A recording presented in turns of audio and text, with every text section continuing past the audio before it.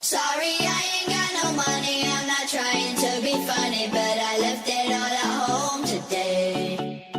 You can call me what you wanna. I ain't giving you $1 this time. I ain't gonna run away. Hey guys, how are you all today doing a brand new video. This one is going to be the first episode for a season or a series that I was supposed to create about a year and a half ago, back in 2015. I think it was towards the end of 2015. I wanted to create this sort of online series for you guys in regards to how to get into the film industry and how to work in it and get paid in it and turn it into a full-time career.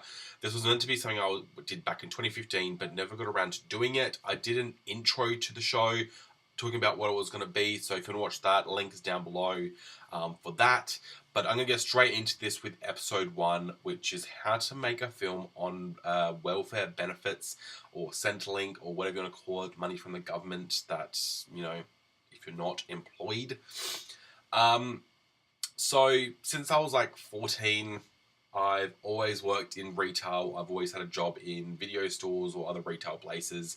Since I was probably about 14, it's only been in the last sort of 10 to 12 months I've been out of retail and out of what people call a normal job and decided to take up filmmaking full time.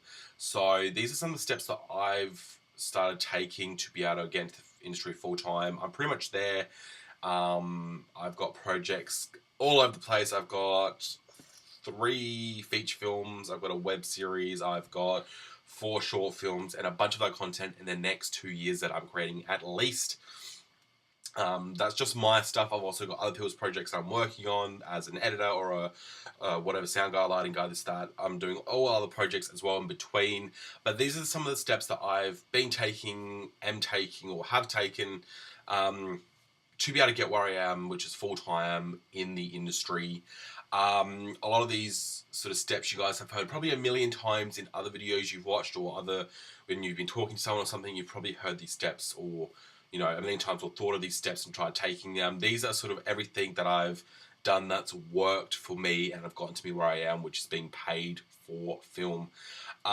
The first thing I'm going to talk about is probably the most generic thing that you probably hear all the time, which is cast and crew working for free or for experience. This is probably one of the biggest things that's going to save you money in the long run, and that's what we're talking about, is trying to make a film on welfare benefits or unemployment benefits when you don't really have the income to be able to buy things or pay for things that you generally would if you had a job or or funding or something. This is something you can do while you're on employment benefits or whatever, and get things done to a reasonably good standard that looks really professional and will take you somewhere further in the industry than where you already are. So the first thing, as I said, was cast and crew working for free.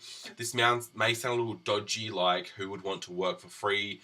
A lot of the time in the film industry, 90-something% of people that are building up a career are willing to work for experience or for a credit in the end credits of your film, or just because they want to help. Sometimes people that aren't even wanting to get into the industry are willing to help. People like friends and family are willing to help as extras or actors or whatever when you're trying to build up your sort of name or trying to build up some sort of portfolio for yourself. A lot of the time, these sort of people, friends and family, are willing to help you, you know, for free, come on, do some acting stuff or some sort of runaround stuff for you that for free. If you've been to film school before, that's going to help you a lot. I highly recommend going to film school. Even if you think you're not going to learn anything, like myself, I didn't really get that much knowledge out of film school, but what I did get out of film school was knowing people, getting these connections with people who are building themselves a portfolio and trying to get into the industry. And these people are going to want to work on your sets and other people's sets for work experience or for a credit or something, and they're going to try anything they can to get into the industry. So a lot of the time, people are going to work for free as actors or crew members and stuff like that because they want to get their name out there, so they're willing to work for free. And that's just like the simple fact. You can ask people, the worst they're going to say is no if they don't want to work for free.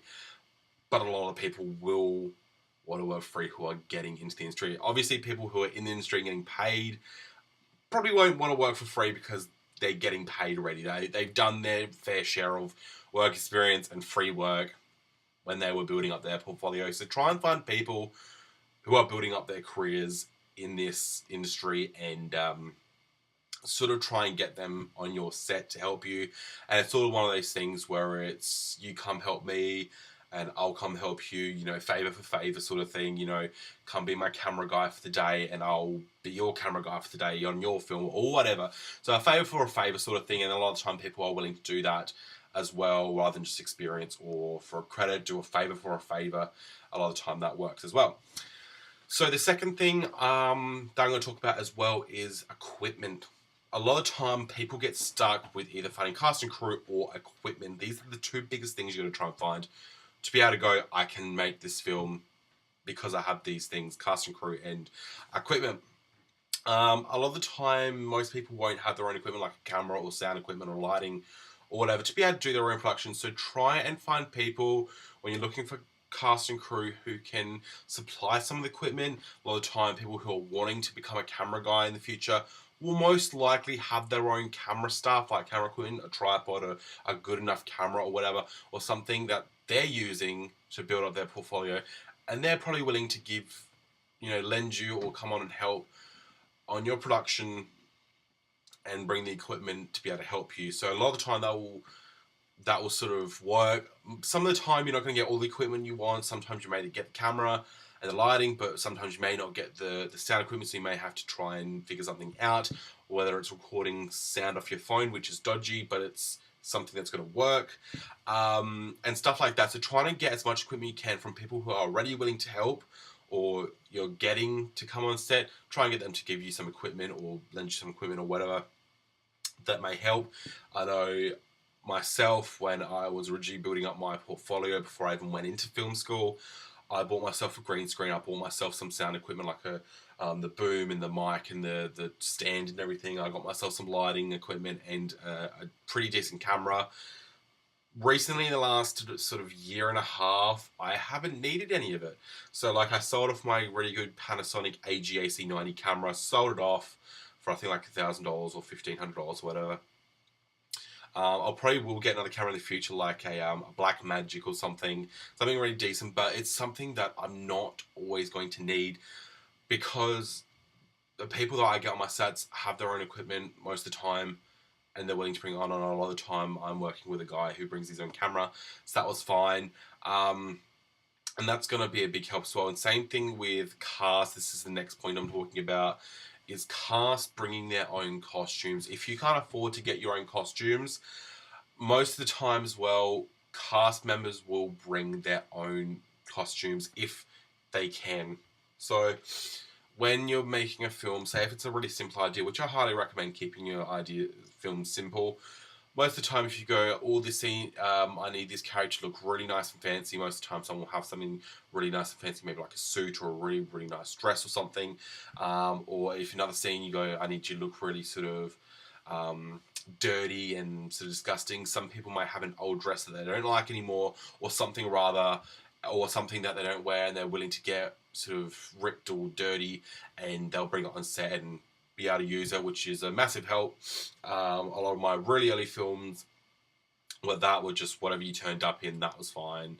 If you got something that looks like this or something that looks like that for this scene, perfect, that's what I'm looking for. If you don't, try and get something close to it. Or if you've got something close to it, try and get as close to it as you can. So that always helps if people can kind of bring their own stuff onto set if you don't have the funding, which is what we're ultimately talking about, is people working on welfare. The next thing is trying to ask advice from industry professionals.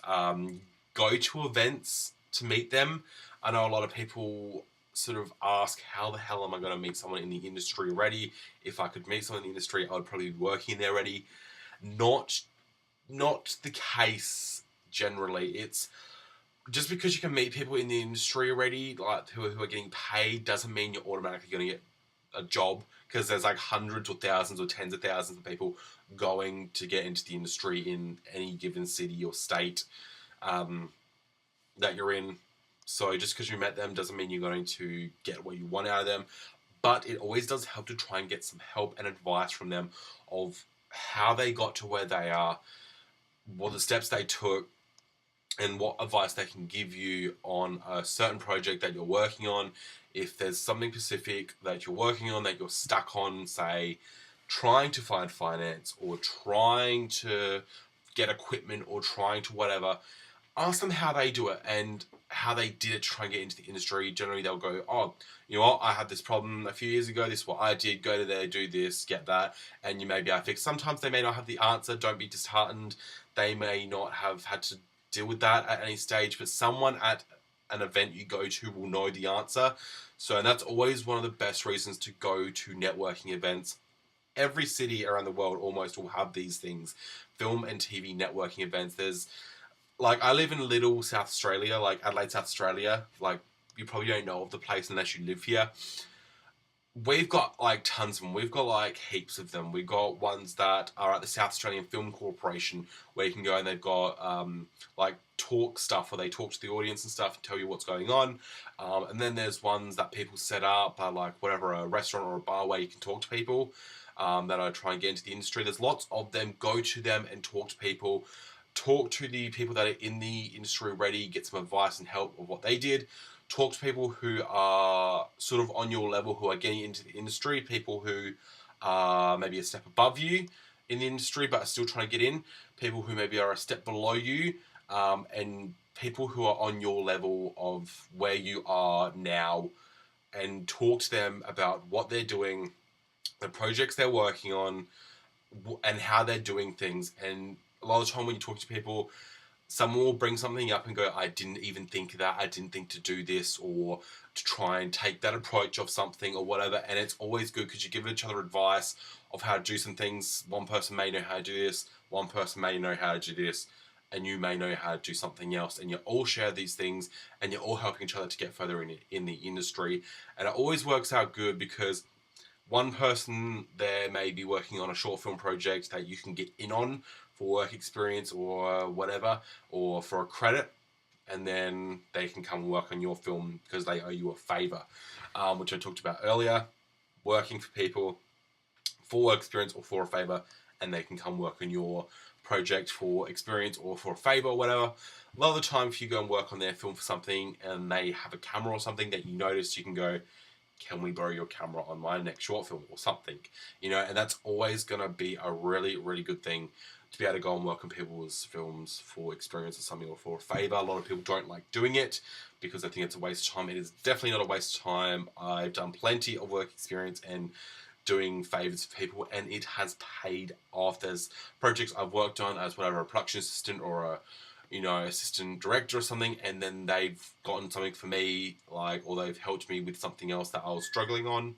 Sorry for the cut there, just to quickly run and do something, but when you're talking to people at these networking events, try and find out how they got grants or fundraising and see how they went about it and how they can help you go about it. A lot of the time they will go, I did this or I did that, and then you can always ask, can you help me do it? And that generally will work out for you, and you may even get a producer out of it, someone who's already in the industry. If you've got a good enough script, whether it's for a short film, a feature film, a web series, a TV series, commercial stuff, whatever you're doing, if it interests someone in the industry at one of these events or something, they're probably going to help you get funding for it. So always talk to them about how they did it and how that you can do it and how they can help you do it. It's always going to work out. The worst thing that's going to happen is they're going to go, I'm not interested in the project you're working on right now. But you wouldn't have known unless you asked. So always ask the questions. It's not going to hurt. A lot of people are very shy or introvert. I know that. Sometimes I'm like that. I can be like that at times. A lot of people I know are really sort of bad with this sort of stuff and, having to go out and try and confront someone about it. But it's one of the best ways to be able to do it. And when you do it and you get the answers you're wanting, you're going to step back after talking to them going, I did it. I spoke to them and now I got the answers I want. It's always going to be worth your time or, stepping out of your comfort zone. And that's one of the biggest things about working film is stepping out of your comfort zone and trying to do something different and that you're not comfortable with or something you haven't learned yet. And it's always like that with everyone. doing something you haven't done is always scary. It's always going to be difficult to try and do, but that's what it's all about, is doing something different and learning from it. You make a mistake, you learn from it, and you do better next time. And that's one of the things I didn't write in my list that I'm reading from, that I should have learned from mistakes. Make a mistake in a film if you have to. You know, you will learn from it and go, my next film, I know we don't do that. There was a lot of mistakes that I'm still learning. And it's like, there was a short film I did recently, Exactly Midnight, which is, you know, making revenue, which is making money. It's getting good, you know, good reception stuff. It's still, to me, really bad. There's things in there that I hate. And I've learned from that. I now know, don't do this in this area. Make sure this, that, and all that happens properly. So yeah, that's one thing. Learn from your mistakes. Don't be disheartened if you do make a mistake, because you can always learn from it. Moving on, this is one of the biggest points I really want you guys to take away. If you take away anything from this video, these next 2 points, I really want you guys to take away. It's something I'm still trying to grasp and learn. It's something really, really hard to try and grasp and learn. It doesn't seem that hard, but it is. And that's keeping your script short and keeping your idea and structure of the film very simple. Don't add too much information. That is the biggest problem I have with my films, is adding too much information in a short amount of time. I try and add things that don't need to be in the film, or that have no relevance, or just adding more questions to the film that I cannot possibly be given an answer to in the time we have. So keep it very short. If you're really just starting up and it's your first or second or third short film or something, keep it very simple. Don't overdo it. Don't try and do a 30 or 40 minute film, or try and do a 10 or 12 minute film that really needs to be a 30 or 40 minute film to explain everything. Keep it simple. I wish I knew this 10 years ago when I was starting up. Try and do films that are maybe in one location and have 1 or 2 actors, based off a really simple concept. And I'm now starting to do projects like this in between my major projects that are going to make revenue, that are really, really simple and really clever, or really simple, doing it in one location with 1 or 2 actors, based off one little idea, very little dialogue. And you can do so much with this. You can do comedies, you can do dramas, you can do actions, you can do horrors. Do it off one idea. Keep it simple. Don't add too much in there. Don't add too many characters. Don't add too much information. Don't add too much dialogue. The less you add, the more you can get out of it. Put it that way. If you add heaps of information, you're going to have to work double as hard on set to try and make something that most likely probably won't work in the editing room, and you'll end up going, what have I made? I don't know what's going on anymore.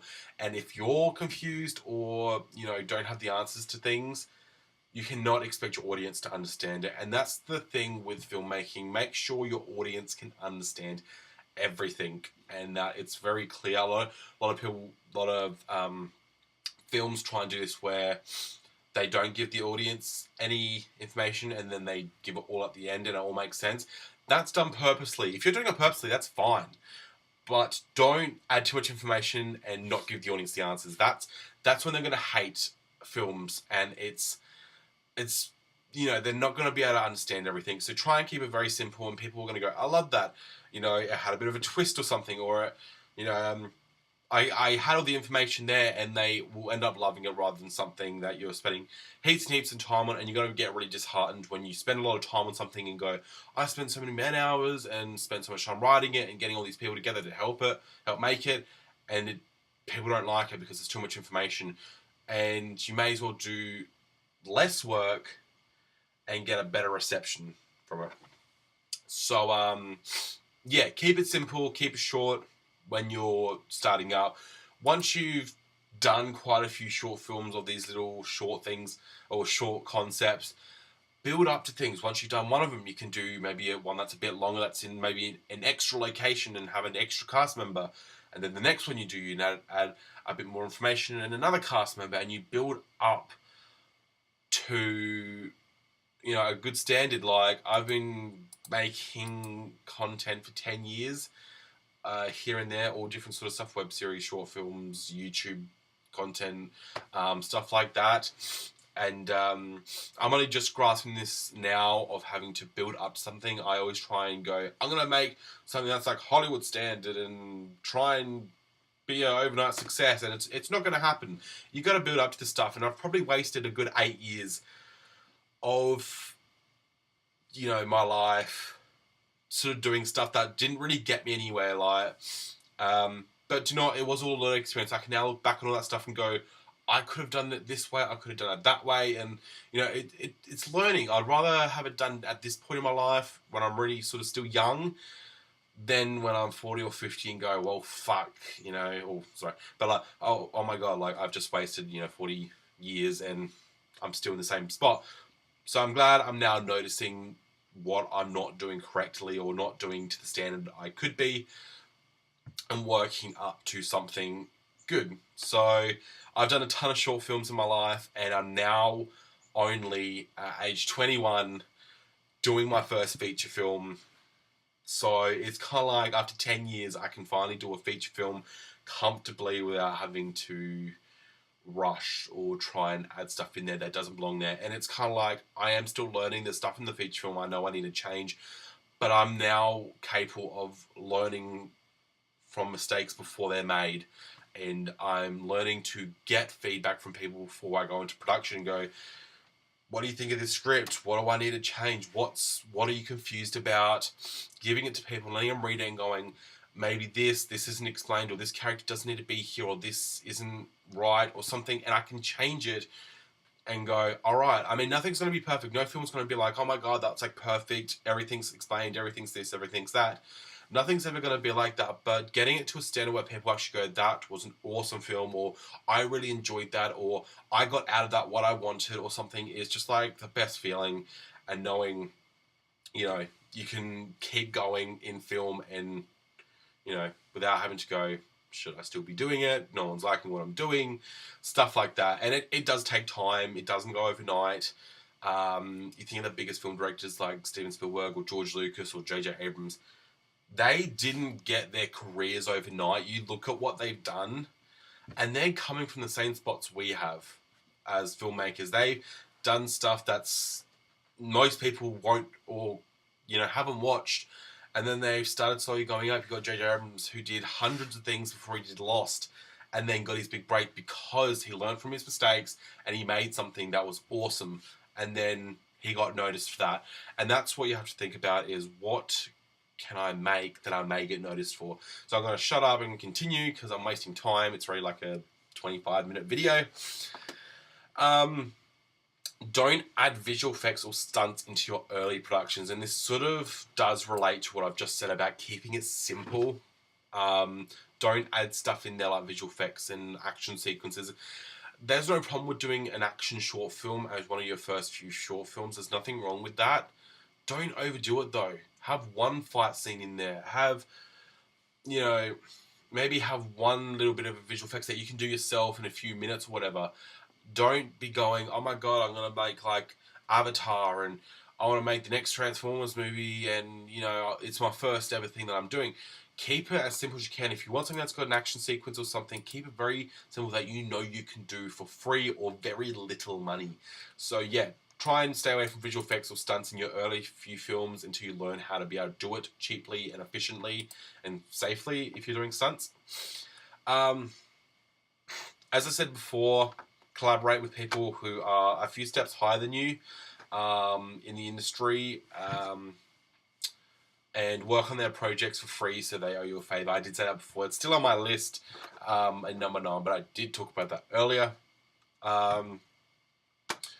Work with what you have. This is something that I sort of touched on before with equipment, with sort of working within your means.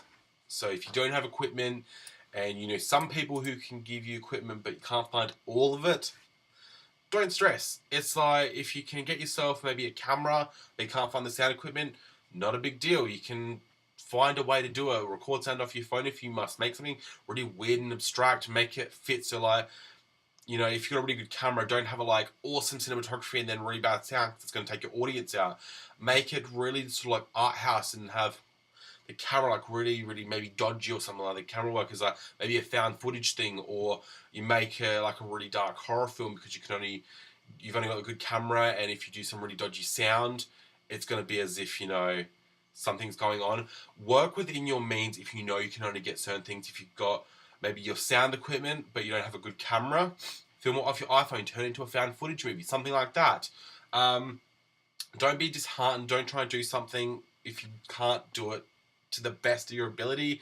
Don't go out and try and make, a really good drama film if you're filming off your iPhone or something. Film something that's like Blair Witch Project or something original, but still is kind of like, you know what I'm trying to say. It's like, work within your means and what you have if you can't get stuff that you need. There's always a way to film things. Like me, I'm sitting here talking to you guys in front of a webcam for a YouTube video. Do that. Do some dialogue stuff or whatever. Make a film only using webcams or something if you must. They did a film called Unfriended, which I haven't seen, but I know the concept of, and that was a $40 million or something like that, $40 million film from Hollywood. And it's like, you can do that with zilch budget, like zero. Like, you can do that for free.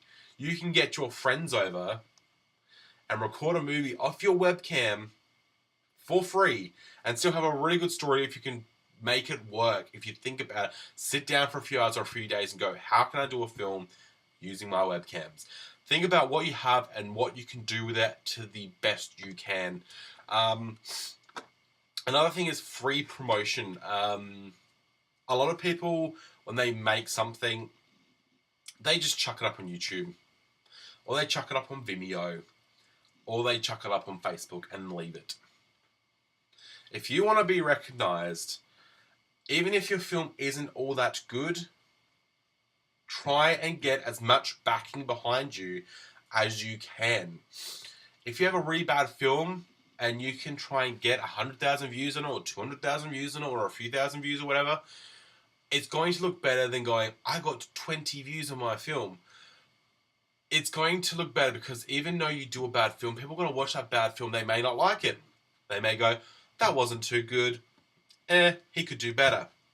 The next film you do is going to be better. It's going to be way better. And when they watch it, the second one, they're going to go, holy crap, he's learned from his mistakes. He's done a film way better than the last one he did. And they're going to start watching all your films. You're going to start having a following.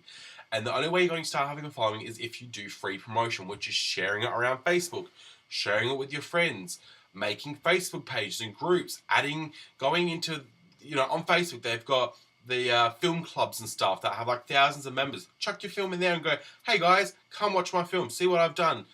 Get talking about it. Get people talking about your movie.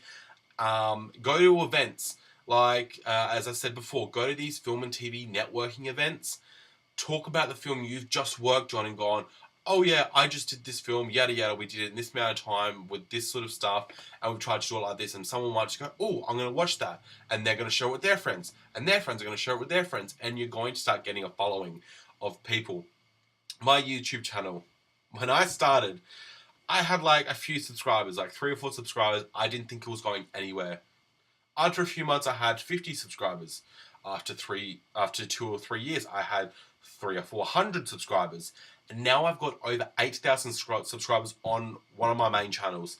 I've got over 8,000 subscribers. My Games and Productions one, which you're on, does have a low subscriber count, but I'm saying I have built up this other channel, which I'll leave the link down below for, and you can see the progression of views. There is a following there.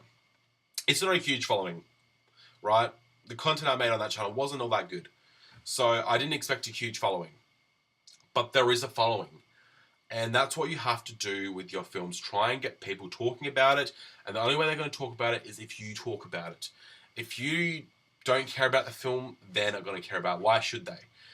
They're going to try and care about your movie because you care about it. Because you're going to like talk to them about it and they're going to seem interested in it. Or they're going to be interested in it because you are. So try and talk to people about it, about your projects or upcoming projects, and get the word out there of your films and your projects or whatever you're doing, and try and get people watching, try and get people sharing. That's another big thing. Get people to share it. Don't just be like, hey guys, check out my film.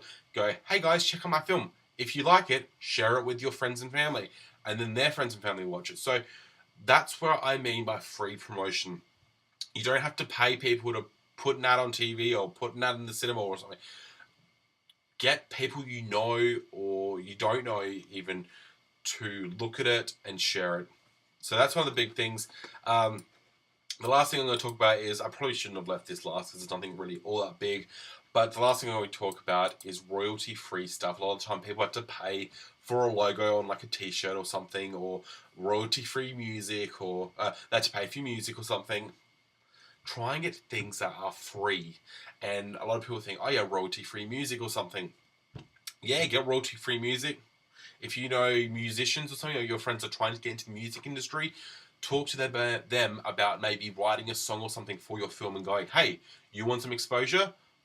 Write a song for my movie. You're getting free music and they're getting exposure. It's a win-win, right?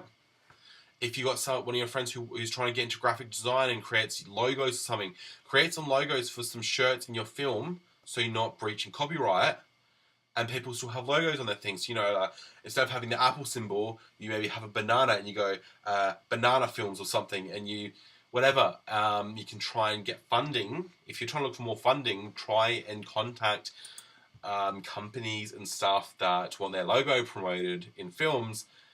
Get that logo in there, get paid for it, and so forth. And if you're smart about it, you'll go, all right, well, for every 1,000 views, you're going to pay us whatever, $50 or something. And that's why it's a constant payable thing. So that's always going to work in thing, is getting sort of people you know who you wouldn't probably think of to work in film to be able to help. I know there's people that I know that are in whatever mechanics or thing or whatever that you wouldn't think to put in a movie, and you go, hey, I need this done. I don't want to pay thousands of dollars or hundreds of dollars to get it done by someone professionally. I'll get my person who's trying to get into the industry, their own sort of industry, and get them to do it, get them the exposure, and it's going to help both of you in the end. So, sorry this video has taken so long to get through, guys. Hopefully this helps you get to where you want to be. Just to quickly reiterate everything we've talked about: getting cast and crew to work for free or work experience, borrowing equipment from cast and crew members, getting costumes from cast members to bring onto set, asking advice from people in the industry at events, try and talk to them about getting grants and fundraising, keep your script short and simple, and keep the idea and structure very, very simple. Don't add too many visual effects or stunt scenes, or at all if you can help it. Collaborate with people who are on the same sort of level as you in regards to working for a favor. Use what you have to your advantage. So equipment wise, as I said, with using your iPhone as a found footage or your webcam as a film or something, use what you have to your advantage. Free promotion, as I said, and getting royalty free stuff wherever you can. So that's all the stuff that I talked about in this video, guys. If there is a video you guys want to learn more stuff about, leave a comment down below. I will do more videos and stuff you guys want to hear about. Obviously, we'll have more videos up shortly of topics I want to talk about to you guys. But if there's anything more specific you want me to talk about, drop a comment down below. I'll make sure I do a video for you guys. And yeah, I will see you guys on my next episode, which will be probably in the next few days. I'll see you guys later. Sorry, I ain't got no money. I'm not trying to be funny, but